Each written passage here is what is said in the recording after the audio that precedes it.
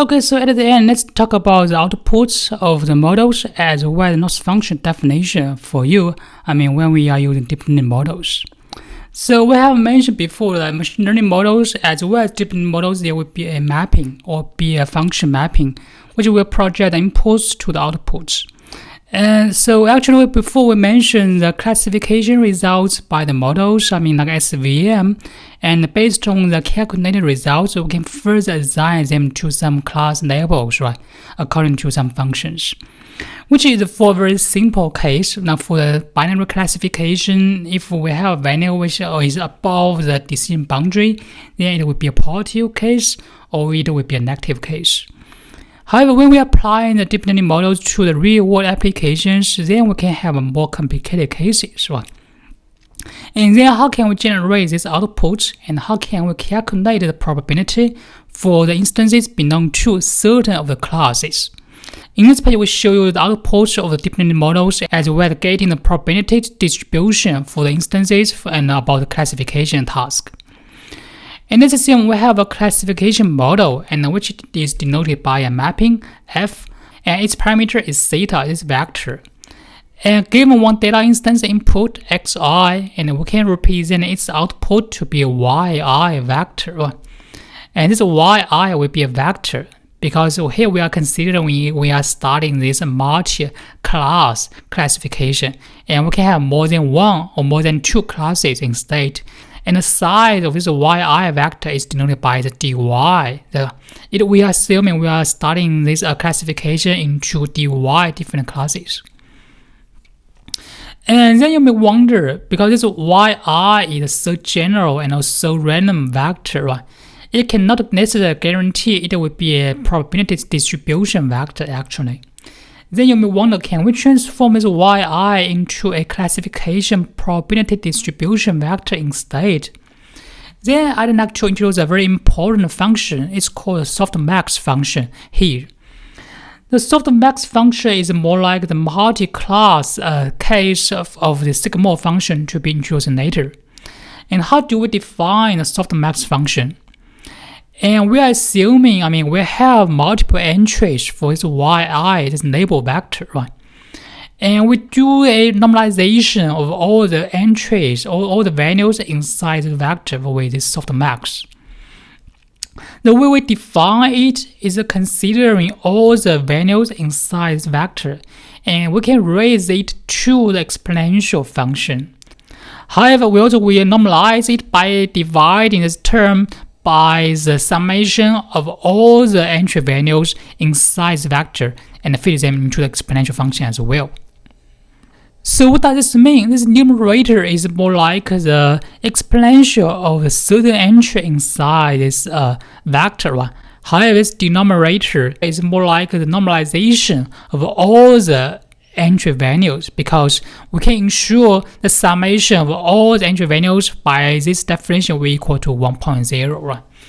So in this way, we can normalize all the entries inside this label vector output and to ensure it will denoting a classification probability distribution vector instead.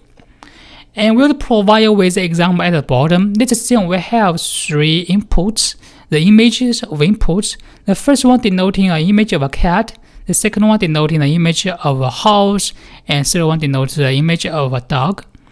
And we try to build a model, and we want to get some value outputs for these images by the model.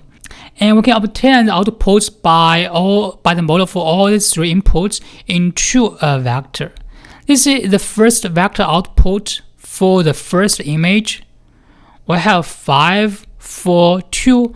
These three values, they will form a vector for this yi, for this image. And similarly, we have this vector for the house image as outputs. And we also have this 4, 4, 1 as the yi vector for the dog image input. Right. This will be the yi vector we can obtain by the model. It can be some random numbers or some random values, right? However, how to explain these values will be very difficult. And instead of directly use these values as the classification results, we propose to normalize them into some distribution or into some probability distribution instead by this softmax function. So by feeding this vector into the softmax function, we can obtain what? For this first vector, for example, 5, 4, 2, by feeding each entry into the softmax function. In other words, we are normalizing each entry, by considering all the entry values according to the softmax function, we can obtain what? We can obtain this 5 will be mapped to 0.71, 4 will be mapped to 0.26, and 2 will be mapped to 0.04, right? We can see it will be denoting the probability distribution for this image to be classified into different classes, right? It is more likely it will be a cat image because the probability is so high, it is 0.71. It is higher than dog and higher than house, right? In this way, we can transform this output into a probability distribution vector instead. Similar for the remaining 2 vectors, we can also feed them into the softmax function to obtain the classification probability distribution by this model with the softmax. Then next, I'd like to talk about the loss function that we can use for the classification problems. I think we have mentioned some of them in the machine learning basics this section already, right? But here I'd like to introduce some more for you instead. We have 3 different loss functions we can use for classification cases. The first one is called MAE, or the mean absolute error loss function. And for each data instances, we can represent its true neighbor vector as a one-hot coding vector yi. What does this mean? We can show you with the example. Let's assume we are given with one image of a dog. We can represent its ground truth as one vector, right? And we can code its neighbor into a vector because here we are considering 3 different classes: dog, cat, bird, right? We know this is an image of a dog, and we can represent its corresponding one-hot coding label vector to be 1, 0, 0, right? Because it is a dog, then this entry will be filled with value 1, right? It's not a cat, it's not a bird, then its true neighbor vector or the ground truth neighbor vector will be 1, 0, 0, right? It's one-hot coding. Similar for this one, it will be a cat. Its true neighbor vector will be 0, 1, 0. And this bird's true vector will be 0, 0, 1 instead, right? And we assume we have its true neighbor vector as one hot coding vector yi. And by the model, we also get its prediction neighbor vector by the deep learning model as yi hat. We assume we have adopted this normalization by softmax already for this yi hat. And then we can define loss function for the MAE as the absolute value difference between its ground truth compared against its prediction label vector by the model. In this way, we can define the gap or the difference among the prediction versus the ground truth, right, to define a loss function. In a similar way, we can also define loss function with MSE or the mean square error as well. However, the main difference here, we use the squares instead of this absolute value. It is called MSE or mean square error loss function. Another interesting loss function one can use is called cross-entropy. The cross-entropy is defined in a different way. It is defined by what? It is defined by a summation of all the entries in the neighbor vectors. And here we have the yi, the ground truth, the jth entry. We times it with this log of this y hat I for the jth entry. Remember here we also add a negative mark here, and then we can sum them together and define this term as a cross-entropy loss. So generally for this case, it provides this entries with a log function, and it allows this function to handle this nonlinearity very well. And it can provide us with more power or capacity for handling the classifications. This cross-entropy is frequently used for classification cases, and in many times it will be much more effective than the mean square error as well as the mean absolute error loss functions. And besides the 3, we also have many other loss functions, and I will show you with a link about the loss function defined in PyTorch for you, and you can check them by yourself. Okay, then let's have a look at for some examples with this cross-entropy loss function. And we have a case study. Let's assume we have 3 data inputs: the dog image, the cat image, and one bird image. And they represent 3 different instance inputs. right? And we want to classify them into 3 classes: dog, cat, and bird. And we assume we have built a model already. And according to our deep learning model, and we can classify this image into a probability distribution vector, as shown here: 0.49, 0.43, and 0.08. We also know its ground truth vector will be 1, 0, 0, right? It is 1 hot. This part denoting the probability distribution by the model, and these numbers in the red color denoting the ground truth label vector. Similarly, for the remaining 2 examples, we can also get the prediction by the model as well as ground truth, right, by itself. Then, according to the cross-entropy in this loss function, we can define or we can calculate the loss term introduced by different instances. For the dog instance, we can calculate its introduced cross-entropy loss to be -1 times log 0.49 minus 0 times log 0.43 minus 0 times log 0.08. Because here we have 0, right? We just need to consider first term. The result will be 0.713 for the first case. In a similar way, we can also calculate the loss introduced by the second and third cases to be 0.635 and 0.446 instead. Right.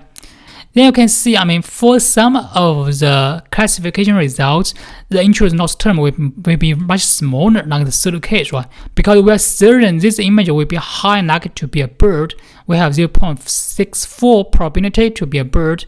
It also corresponds to the ground truth, right? We make a minor loss for this case. However, for the remaining 2 cases, we are more confused between dog and cat for them, right? And for these 2 cases, we have a higher loss term. And for this one, our model makes a very precise and correct prediction. And for these 2, the model is more confused between dog and cat, therefore the loss term will be much higher than the third case. Okay, so this is a loss function we can define for the classification tasks. In the real-world applications, we have some more loss functions as well, and you can check by yourself. And here is a quick summary for today's lecture. In today's lecture, we are focused about the model, deep learning model optimization. And we mentioned, when we are designing the optimization algorithm for the models, we have to consider many factors. We need to consider data perspective, what are the inputs, and what are the outputs. And then we can decide to use full batch instances or mini batch. For the output, we also need to consider the output, either probability or some real values, and then we can decide loss functions. And we also need to design our model very carefully, which will be mainly introduced in the following lectures about models. And we also need to initialize the model with some initial variable values, which will be used as initial points for the searching in the gradient descent. And we also need to decide our optimizers, like SGD versus momentum versus adaptive gradient, as well as versus Adam, right? And also need to specify the optimizer parameters, learning rates, and some other parameters. In the following lecture, we introduce how to use this error backpropagation algorithm. It is defined based on the gradient descent algorithm we mentioned in this lecture. However, it can utilize some intermediate results for speeding up the updating process for many of the parameters. And we will introduce how to use this error backpropagation algorithm to learn model variables until convergence in the next lecture instead. And we also have some after-class tasks for you, so please read the corresponding chapters in the textbook. Also read the actual readings for the stochastic gradient descent in the scheduled spreadsheet. And I have attached the link to both the slides for this article as well as to the scheduled spreadsheet, and you can download the document to have a look at it. As to the project, and we may need to finish the stage 1 for the project and submit one report to the Canvas system by this Friday midnight. So remember, do this as soon as possible. You don't need to wait until the last minute to submit this report, right? You can do this earlier. And also, if you are interested in the optimization algorithm provided by PyTorch, you can check by this link. And PyTorch provides so many different optimization algorithms besides SGD, Adam, momentum, and adaptive gradient descent. There are also many other algorithms and can be used for the optimization purposes of different models. And you can check these documents by clicking this link. To the noise function provided by the PyTorch, besides the cross-entropy, MSE, MAE noise functions we mentioned in the slides, there are also many other noise functions provided by PyTorch, and you can check them. And you also recommended to try different optimizers and also try different noise functions for the project, because for stage 1 we have some code template provided for you, right? So you can change the noise functions as well as the optimizers in the code, and you can try to see the performance of different methods, different algorithms in learning the models. Okay, so generally that's it for today's class, and thank you a lot for your attention. And you can let me know if you have any questions, and you can send me by emails, or you can attend the office hours in the next week on Tuesday. Okay, thanks. Bye-bye.